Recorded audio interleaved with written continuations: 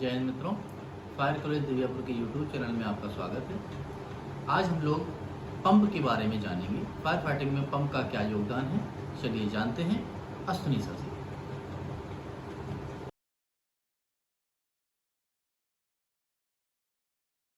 चलिए आज की क्लास स्टार्ट करते हैं। आज की क्लास में सीखेंगे पंप हाउस की बेसिक जानकारियां कि पंप हाउस में क्या क्या होता है और इसको कैसे ऑपरेट किया जाता है। तो सबसे पहले पंप हाउस का डायग्राम देख लेते हैं कि डायग्राम में क्या क्या होता है। एक अपना पंप हाउस में जो सिस्टम होता है उसमें एक टैंक रहेगा, आपका स्टोरेज टैंक, जिसमें पानी को स्टोर किया जाता है, और उसमें आपके 3 पंप रहते हैं, जॉकी, मैन, डीजी, और आवश्यकता के अनुसार एक पंप को और बढ़ा लिया जाता है, वो होता है हमारा स्प्रिंकलर पंप। और ये सभी पंप आवश्यकता के अनुसार स्टैंड वाइज रखे जाते हैं कि अगर मान लो कि हम फायर फाइटिंग कर रहे हैं, उसी टाइम पे हमारा एक पंप खराब हो जाता है, तो उसके लिए एक पंप हम स्टैंड वाइज रखते हैं कि एक खराब हो गया तो हम दूसरा चला लेंगे। ठीक? Yes sir. और सबसे पहले जो पंपों के लिए इनलेट लाइन जाती है वो 2 हेडर द्वारा निकाली जाती है। एक हमारा इनलेट हेडर हो गया, इनलेट हेडर से हमारा जॉकी पंप में पानी जाएगा, मैन पंप में पानी जाएगा और डीजी पंप में पानी जाएगा। ठीक? और जो इनलेट लाइन है उसको 2 जगह से हम डिवाइड करके लेते हैं कि मान लीजिए कभी इसके अंदर कोई कचरा फंस जाता है एक लाइन के अंदर, तो हमारी दूसरी लाइन चालू रहेगी, और दूसरी लाइन में कचरा फंस गया है तो पहली लाइन में चालू रहेगी। ठीक? Yes sir. और फिर आता है जॉकी पंप। इससे पहले रहता है हमारा वाल्व। सभी पंपों में एक एक वाल्व रहता है। अगर छोटे पंप रहेंगे तो हम बटरफ्लाई वाल्व से काम चला लेते हैं, अगर बड़े पंप है तो हम outside stand and yak valve का प्रयोग करते हैं। वाल्व हो गया। वाल्व के बाद हमारा स्टेनर रहता है जो कि पानी जाए तो पंप के अंदर बिल्कुल क्लीन होके जाए, कोई कचरा या मिट्टी ना जाए, जिससे उसमें पंप के इंपेलर में फंसे जाके वो। फिर उसके बाद में पंप से जो आउटलेट वाटर निकलता है, उसके बाद में पंप के बाद में एनआरबी, फिर वाल्व हो गया, फिर प्रेशर गेज हो गया, फिर सक्शन हो गया, फ्लेक्सिबल सक्शन। तो एनआरबी का काम होता है कि पानी को बाहर तो जाने देती है पर अंदर नहीं आने देती है। फिर उसका बाद हो गया वाल्व। अगर हमें इधर कहीं रिपेयरिंग करनी है तो वाल्व को बंद कर दिया। Yes sir. वाल्व बंद करने के बाद में हमारा गेज रहता है, इधर का प्रेशर का लाइन बताता है लाइन में कितना प्रेशर है। ठीक? उसके बाद में हमारा फ्लेक्सिबल सक्शन होता है। फ्लेक्सिबल सक्शन का काम क्या होता है कि जब भी हमारे पंप चलते हैं तो इनके अंदर एक वाइब्रेशन उत्पन्न होती है। इस वाइब्रेशन को कम करने के लिए हम फ्लेक्सिबल सक्शन का यूज करते हैं। ये हर जगह आपको नहीं मिल सकता है, चुनी हुई जगह पे लगाया जाता है इसको, जो बड़े बड़े जो पंप हाउस होते हैं जिनमें वाइब्रेशन कम हो। और वाइब्रेशन से हमारा नुकसान क्या होता है कि वाइब्रेशन होगा तो लाइन जीआई की रहती है, वो वाइब्रेशन की वजह से टूट सकती है या कहीं से उसका ज्वाइंट खुल सकता है और पानी लीकेज होने लगेगा। ठीक? उसी ज्वाइंट को खुलने के लिए और लीकेज को रोकने के लिए, आगे लाइन डैमेज ना हो, उसके लिए फ्लेक्सिबल सक्शन का यूज करते हैं। वही इस पंप में होता है। मैन में पहले आपका वाल्व हो गया, फिर स्टेनर हो गया, फिर आउटलेट में जब निकलता है एनआरबी हो गया, वाल्व और प्रेशर गेज, और उसके बाद में फ्लेक्सिबल सक्शन। तो इनलेट हेडर से ये तीनों पंप पानी लेंगे और आउटलेट हेडर में देंगे। आउटलेट हेडर से एक लाइन हमारी चली जाती है हाइडेंट के लिए और एक लाइन चली जाती है हमारी सर्कुलेशन लाइन। जिससे क्या होता है कि जब पंपों की हम टेस्टिंग करते हैं तो उस टाइम पे सर्कुलेशन वाल्व को खोल दिया जाता है। खोलने के बाद में जो वाटर है वो टैंक में आ जाता है। उसके बाद में हम पंप को चला के चेक कर सकते हैं अपने कि सभी पंप रनिंग में है या नहीं है। और सर्कुलेशन लाइन नहीं होगी और हमारे हाइडेंट लाइन में पानी भरा हुआ है, तो अगर हम पंप को चलाएंगे तो प्रेशर ऑलरेडी है इसके अंदर और पंप को भी इधर से चला दिया तो क्या होगा, इस लाइन का प्रेशर बढ़ेगा और ये लाइन डैमेज हो सकती है। इसलिए सर्कुलेशन लाइन होती है कि जब भी पंप को हमें चेक करना होता है तो सर्कुलेशन वाल्व खोल के पंप को चला के चेक कर लिया, जो वाटर निकलेगा वो सीधा टैंक में ही वापस चला जाएगा। ठीक? इससे हमारी हाइडेंट लाइन को कोई नुकसान नहीं होगा। ठीक? और कभी कभी क्या होता है कि हमारे पास स्प्रिंकलर की भी आवश्यकता आ जाती है। ज्यादा बड़ा प्लांट नहीं है, ज्यादा बड़ा एरिया नहीं है, हाइडेंट लगा रखा है और हमें स्प्रिंकलर भी लगाना है, तो स्प्रिंकलर लगाने के लिए हम डीवी सिस्टम लगा लेते हैं, जिसको डेल्यूज वाल्व सिस्टम बोलते हैं। हाइडेंट वाली लाइन में ही डेल्यूज वाल्व लगा के हम स्प्रिंकलर लाइन भी इंस्टॉल कर सकते हैं। हाइडेंट भी चल जाएगा इसी से, स्प्रिंकलर भी चल जाएंगे, होज ड्रिल भी चल जाएगी आपकी, ड्रेंचर भी इसी से चल जाएंगे, इसी से सब कुछ चल जाएगा। ठीक है, वाटर का जो इंस्टॉलेशन होता है। अब बात करते हैं ये क्या चीज है। ठीक, ये होता है हमारा एयर वेसल, एयर वेसल, और ये हमारे हो जाते हैं प्रेशर स्विच, जो कि हमारे पंप को, पंप हाउस को चलाने में मदद करते हैं। तो फायर फाइटिंग सिस्टम दो प्रकार के होते हैं, एक ऑटो, एक मैनुअल।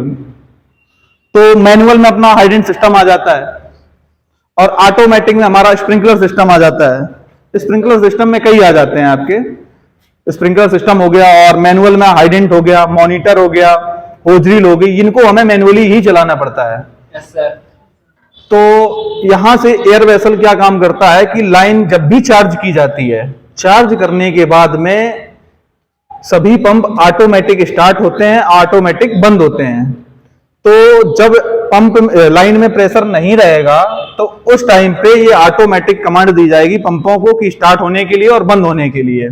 तो जब वो अपने आप स्टार्ट होंगे, बंद होंगे, तो लाइन काफी लंबी होने की वजह से और पंप बड़े होने के कारण उनमें वाइब्रेशन होती है और झटके से स्टार्ट होते हैं। तो पानी के अंदर एक हलचल पैदा होती है जिससे कि हमारी लाइन में झटका महसूस होता है। झटके से क्या होगा कि हमारे प्रेशर गेज में तुरंत ऊपर नीचे ये सुई होगी, वो ऊपर नीचे ज्यादा होगी। तो इसी झटके को रोकने के लिए एयर वेसल का प्रयोग किया जाता है। ये झटके को थोड़ा स्मूथ बना देता है। इस एयर वेसल के अंदर आधे एयर वेसल में आपका वाटर रहता है, आधे में एयर रहती है। तो जब भी इधर से झटका आता है तो ये एयर को कंप्रेस कर देता है, एयर को दबाव युक्त कर देता है, झटका आगे ना जाए। ठीक, यस सर। यहां से फिर प्रेशर गेज में वही प्रेशर पहुंचता है बिना झटके के। फिर भी कितना भी स्मूथ कर दिया जाए, थोड़ा बहुत तो झटका पहुंच जाता है, पर ज्यादा नहीं पहुंचता है इससे। ठीक, समझ में आ रहा? Yes sir. कोई क्वेश्चन यस सर। बताइए। सर ये पीआरवी क्या होती है? ये पीआरवी होती है, प्रेशर रिलीज वाल्व। पहले क्या होता था, कुछ लोग इसको पीआरवी की जगह एआरवी लगवा देते थे, और एआरवी से क्या होता था कि इस टैंक के अंदर की एयर निकल जाती थी और टैंक के अंदर केवल ओनली वाटर बचता था।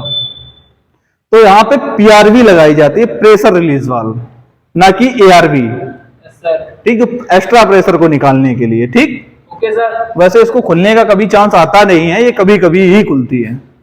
ठीक, यस सर। और कोई क्वेश्चन? सर फायरमैन ड्यूटी पर जाकर सबसे पहले क्या देखता है पंप हाउस पर? फायरमैन ड्यूटी पे जाकर सबसे पहले क्या देखता है? अच्छा, ओके, बैठ जाओ, बताते हैं आपको। बहुत बढ़िया क्वेश्चन।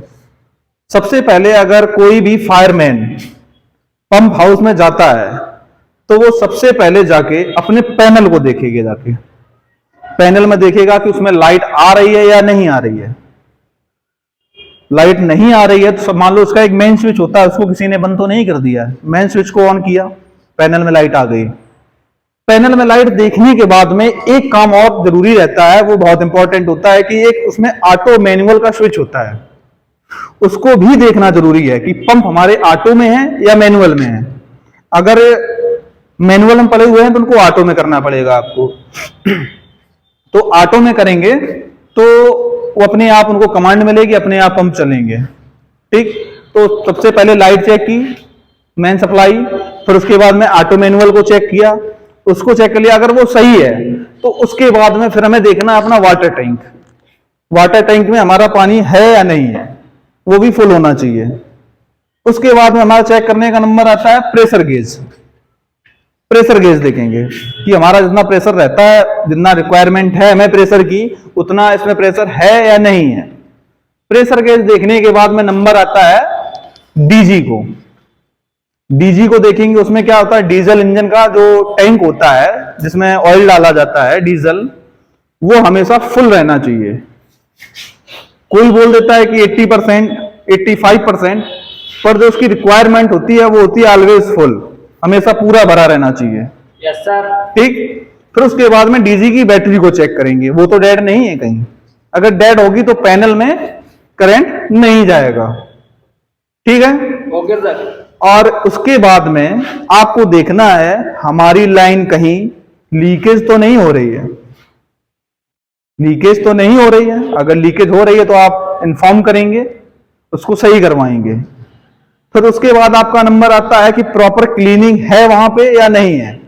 प्रॉपर क्लीनिंग नहीं है तो आप हाउसकीपिंग को बुलवा के क्लीनिंग करवाएंगे, ठीक। और क्लीनिंग के टाइम पे आप वहीं प्रेजेंट रहेंगे, क्योंकि जो हाउसकीपिंग वाले आते हैं उनको नॉलेज नहीं होती है कहां पे क्या साफ करना है। कहीं इलेक्ट्रिक की वायर या कुछ भी हुआ जिससे वो छेड़ देता है, किसी वाल्व को भी बंद कर देता है, ये देखना पड़ता है, ठीक। आपको क्लीनिंग अपने सामने ही खड़े करके करवाना चाहिए। और अगला पॉइंट आता है कि जो हमारे पंप हाउस में जितने वाल्व हैं, ये देखना है कि सभी वाल्व खुले हैं या बंद हैं। अगर बंद है तो उनको खोलना है, ओनली सर्कुलेशन वाल्व को छोड़ के। सर्कुलेशन वाल्व को बंद रखेंगे और इधर ड्रेन वाल्व को, इन दोनों को बंद रखेंगे। बाकी सभी वाल्व को ओपन कंडीशन में रखना होता है, ठीक। अगर ओपन नहीं हुए और ऑटो में आपने पैनल को पहले ही डाल दिया है, तो अगर ऑटो में नहीं बंद नहीं होगा, आपका वाल्व बंद होंगे तो क्या होगा, उधर से ऑटोमेटिक पंप चल जाएंगे। वाल्व बंद है तो क्या होगा, लाइन को फाड़ देगा। तो इसलिए पहले देखना है सारे के सारे वाल्व खुले होने चाहिए। ये सब कुछ आपने चेक कर लिया है। फिर उसके बाद में एक होती है लॉग बुक। लॉग बुक में आपको एंटर करना होता है अपना नाम, शिफ्ट पे उसमें डाला जाता है कि आप कितने टाइम से कितने टाइम तक आपकी शिफ्ट है। शिफ्ट के बाद में आपने प्रॉपर सब कुछ चेक किया है या नहीं चेक किया, जितने मैंने पॉइंट बताए हैं ये सारे पॉइंट डन हैं या नहीं है, वो चेक करने के बाद में आपको नीचे साइन कर देना है। ये प्रॉपर चेक करेंगे आप। और इनकी टेस्टिंग होती है जो उनको चला के देखा जाता है, वो आपको बताएंगे अगली क्लास में, ठीक है।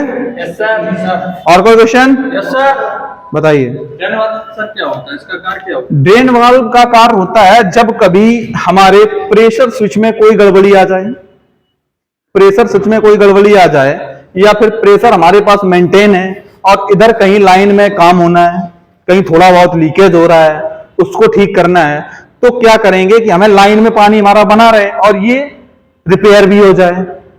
तो इसके लिए हम ड्रेन वाल्व को यूज करते हैं, ड्रेन वाल्व।